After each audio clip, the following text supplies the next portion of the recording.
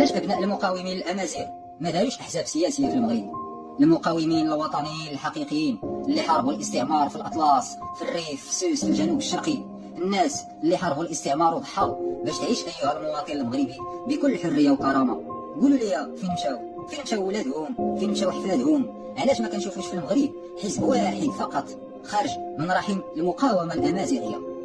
الجواب بسيط ولكن كيضر، لأنه هو ببساطة الناس اللي خداو السلطة من بعد الاستعمار الفرنسي في المغرب هما الناس ديال الحركة الوطنية بقيادة علال الفاسي، اللي كان كيشوف المغرب على أنه بلد عربي وخصو يتعرف بالقوة.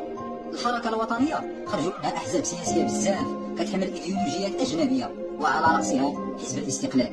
وهنا كنلاحظوا واحد المفارقة عجيبة، اللي حاربوا الاستعمار بالبيانات والخطابات سو أحزاب وخداو مناصب، واللي حاربوا الاستعمار بدمائهم وبأرواحهم تهمشوا تقصوا من المشهد السياسي بالمغرب. اللي مات في أرض المعركة نسى التاريخ، واللي كتب لنا بيان ولا خطبة ولا بطل في الكتب المدرسية، والنتيجة تاريخ مزور وأبطال منسيين.